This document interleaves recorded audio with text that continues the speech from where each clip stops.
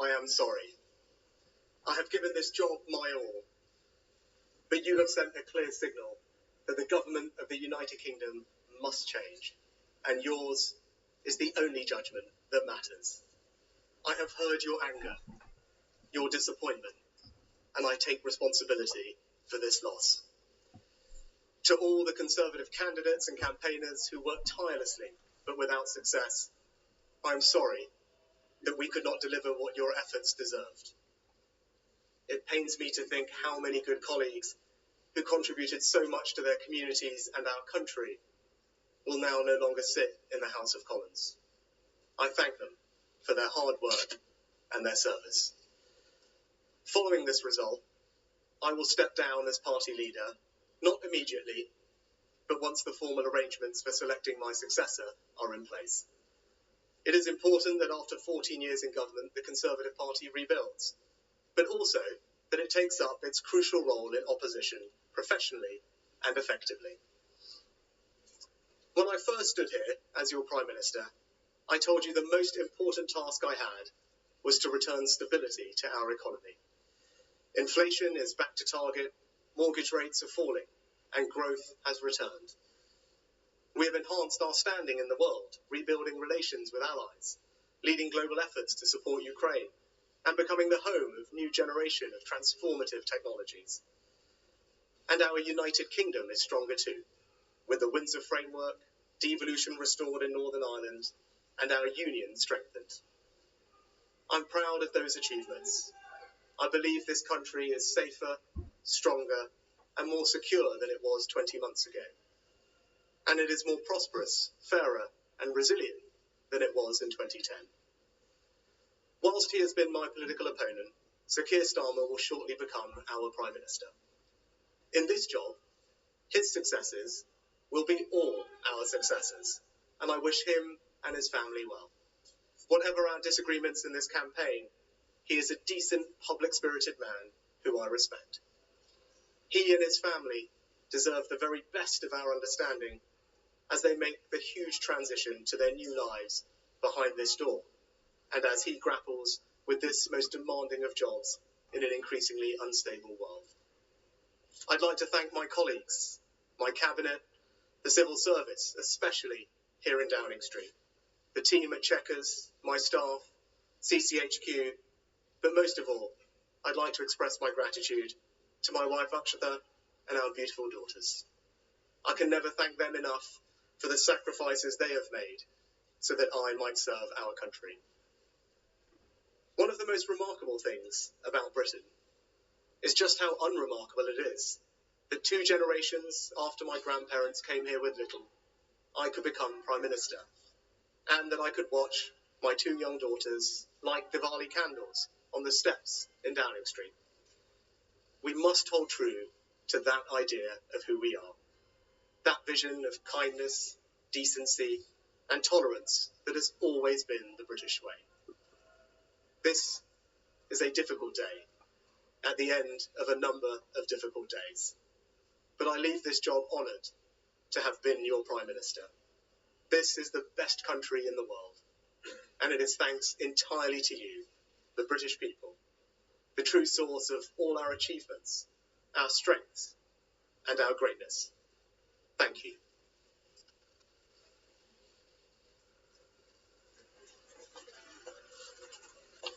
Joining his wife, Akshata, Rishi Sunak leaving Downing Street as Prime Minister for the final time after 20 months in office. In that speech, he began with a furrowed brow and a glint in his eye with an apology to the country, an apology to his party, apology to his colleagues who had lost their seats. But he went on to highlight some of the achievements he believes he had made in his time here, settling the country's economy, bringing back some stability after the political and economic explosion of his predecessor, Liz Truss. He said he would stay as Conservative leader until the formal arrangements to make his successor are in place. Now, those arrangements do not yet exist, so it is unclear for how long he will actually remain Conservative leader, but he is not driving away today, never to have any role at the top of his party again. So he said once formal arrangements are in place, he will step down as the Conservative Party leader. You can see him entering Whitehall there. He's stepping down. You can probably also hear some of the boos and jeers as the cars make their way off to Buckingham Palace. But one notable other close at the end of his speech, he referenced the fact that it had been unremarkable that he was the first British Asian Prime Minister, 2 generations of his family, and he has ended up in number 10. Yes. And I wonder there if he was just making a hint to Nigel Farage's Reform Party, who did well in this election, having secured several MPs.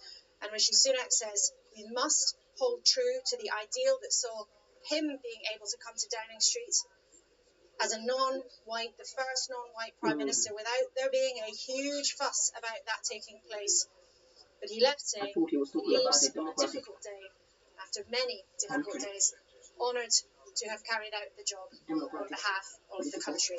Ending too, Chris Mason, our political editor, with some gracious words to Sir Keir Starmer. We've heard that a couple of times in the last 24 hours. He said he was a decent, public-spirited man, and essentially wished him luck. It's such a different tone to the campaign. What did you make of it? Completely different tone. It picked up, didn't it, on what we heard from the soon-to-be former Prime Minister in the dead of the night, where he conceded defeat and said he'd already spoken to Keir Starmer to offer his congratulations and to concede that he had indeed lost. Well, I was struck by Laura listening to that.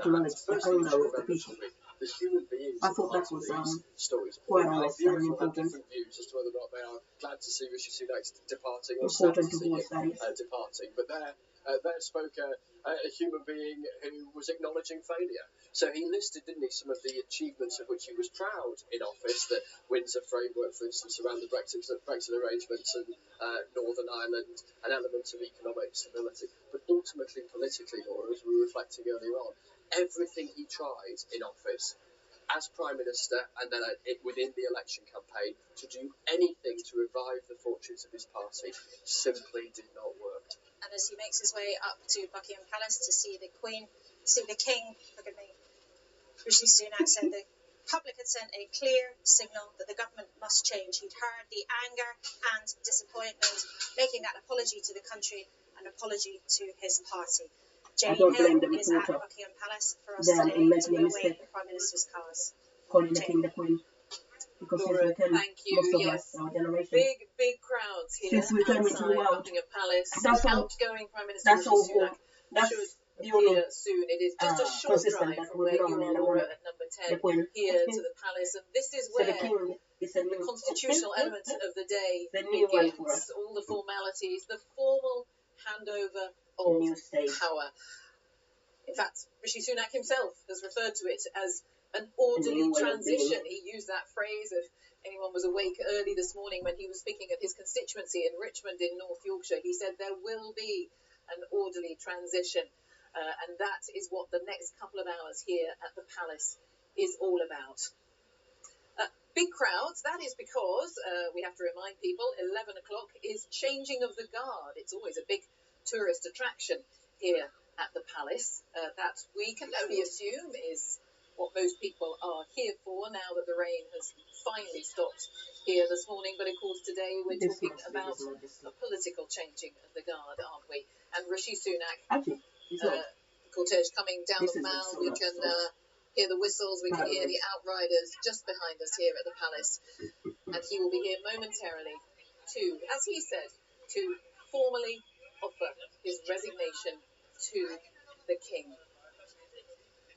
Watching all this morning's events alongside me is our senior royal correspondent, Daniela Relf. This is an important moment, it's a significant moment. Explain why. Yes, Jane, it's significant because it's an important moment constitutionally, symbolically, personally. So on a number of levels, this is a very important moment. We can see the Prime Minister's vehicles, the police outriders now going into the central gate of Buckingham Palace. The King himself actually only arrived at the palace, back at the palace from Windsor within the past few minutes. And the Prime Minister, the outgoing Prime Minister, going into the central gate now, where he will meet the King. Coming in, we can see his vehicles coming into the main quadrangle of Buckingham Palace here. We have our cameras where we'll be able to see the point where he meets some of the royal household staff before going to the private audience room here at the palace, where he will meet the king. He will offer his resignation, and he will then leave privately. That's the interesting contrast here. He arrives through those main gates, but he actually departs Buckingham Palace from a different exit, privately, no longer as Prime Minister.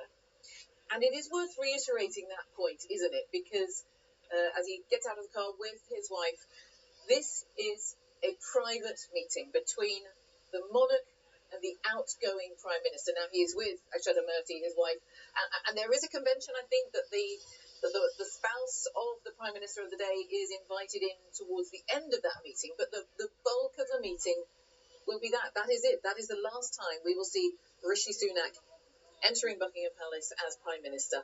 And then that's private, intimate conversation. Once the resignation has been formally, verbally made, we don't know, of course. Nobody knows except those two men what will be discussed about this day.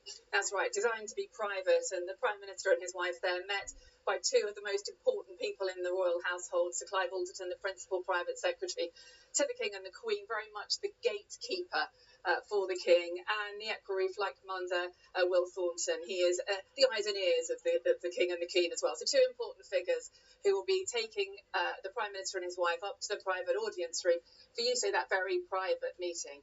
And just to say as well, in terms of the relationship between the King and the Prime Minister here, it struck me thinking about this. It has been a short run for Rishi Sunak in the very early stages of this new monarch, but it has been a very important relationship. If you think about what has happened, Rishi Sunak has been Prime Minister in the months after the King was mourning the death of his mother, during his coronation, during his cancer diagnosis. So there have been some real personal moments between the two of them in recent months.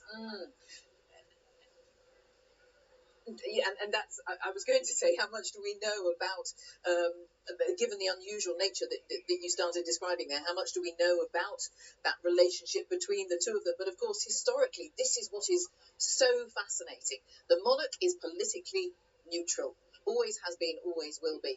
And what we know about how any monarch gets on with his or her Prime Minister, if we think back to the recent past, I guess that information comes from the politician or from people around the politician. We don't know what goes on, what is said. That has been the case for generations. That's right. So in that private audience room, which is in the King's private quarters, it is completely private. It is designed to be private. There is nobody else in the room. It is a chance for the King to just ask the questions he wants to ask of the Prime Minister. So it is a very important relationship, and it is always conducted in private for those weekly audiences.